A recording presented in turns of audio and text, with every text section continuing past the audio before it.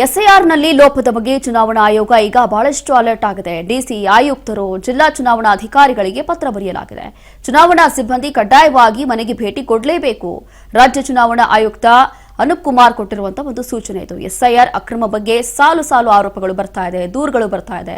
ಹಾಗಾಗಿ ಮತ್ತೆ ಬಿಎಲ್ಒಗಳು ಏನ್ ಮಾಡ್ತಿದ್ದಾರೆ? ರಾಜ್ಯ ಚುನಾವಣಾ ಆಯೋಗ ಈ ರೀತಿಯಾಗಿ ಸೂಚನೆ ಕೊಟ್ಟಿದೆ, ಕೂಡಲೇ ಅಲರ್ಟ್ ಆಗಿದೆ. ಬಹಳಷ್ಟು ಆರೋಪಗಳು ಕೇಳಿ ಬರ್ತಾ ಇದೆ. ರಾಮನಗರದಲ್ಲೂ ಕೂಡ ಹೀಗೆ ಆಗ್ತಾ ಇದೆ, ಜೊತೆಗೆ ನಮ್ಮ ಬೆಂಗಳೂರಲ್ಲೂ ಕೂಡ ಹೀಗೆ ಆಗ್ತಾ ಇದೆ. ಬಹಳಷ್ಟು ಭಾಗಗಳಲ್ಲಿ ಅಕ್ರಮವಾಗಿ ಎಸ್ಐಆರ್ ನಡೀತಾ ಇದೆ ಅನ್ನುವಂತ ಆರೋಪ. ಹಾಗಾಗಿ ಈಗ ಚುನಾವಣಾ ಆಯೋಗ ಅಲರ್ಟ್ ಆಗಿದೆ. ಅಲರ್ಟ್ ಆಗಿ ಡಿಸಿ ಮತ್ತೆ ಆಯುಕ್ತರು ಜೊತೆಗೆ ಜಿಲ್ಲಾ ಚುನಾವಣಾ ಅಧಿಕಾರಿಗಳೇನಿರ್ತಾರೆ ಅವರಿಗೆ ಪತ್ರ ಬರೆದಿದ್ದಾರೆ.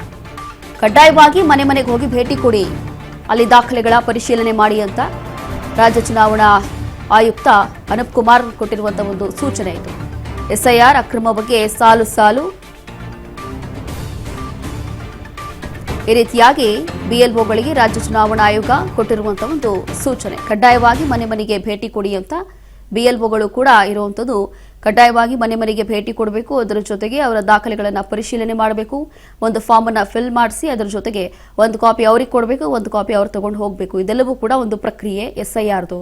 ಅದರಲ್ಲೂ ಕೂಡ ಬಹಳ ಪ್ರಮುಖವಾಗಿ ಇಲ್ಲಿ ವೋಟರ್ ಐಡಿ ಇರ್ಬೋದು, ಅಥವಾ ಬರ್ತ್ ಸರ್ಟಿಫಿಕೇಟ್ ಇರ್ಬೋದು, ಅಥವಾ ಅವ್ರು ಇರುವಂತಹ ವಿಳಾಸ ಇರ್ಬೋದು, ಇದೆಲ್ಲವೂ ಕೂಡ ಸರಿಯಾಗಿ ಪರಿಶೀಲನೆ ಮಾಡಲಾಗ್ತಾ ಇಲ್ಲ ಅನ್ನುವಂಥದ್ದು ಬಹಳಷ್ಟು ಗಂಭೀರ ಆರೋಪ ಕೇಳಿ ಬರ್ತಾ ಇದೆ. ಸಾಲು ಸಾಲು ಆರೋಪಗಳು ಈ ರೀತಿಯಾಗಿ ಕೇಳಿ ಬರ್ತಾ ಇರುವಂಥದ್ದು. ಒಂದು ಕಡೆ ರಾಮನಗರ ಆಯಿತು, ಈಗ ಬೆಂಗಳೂರಲ್ಲೂ ಕೂಡ ಬಹಳಷ್ಟು ಏರಿಯಾಗಳಲ್ಲಿ ಇದೆಲ್ಲವೂ ಕೂಡ ನಡೀತಾ ಇದೆ.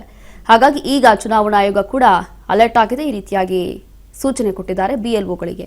ಬಿಎಲ್ಒಗಳು ಸರಿಯಾದಂಥ ರೀತಿಯಲ್ಲಿ ಕೆಲಸ ಮಾಡ್ತಾ ಇಲ್ವೋ ಏನೂ ಗೊತ್ತಿಲ್ಲ.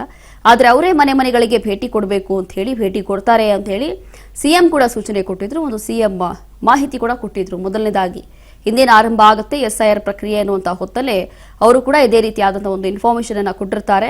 ನಿಮ್ಮ ಮನೆಗೆ ಬಿಎಲ್ಒ ಅಧಿಕಾರಿಗಳು ಬರ್ತಾರೆ ಅನ್ನುವಂಥ ಸೂಚನೆ ಕೊಟ್ಟಿದ್ರು.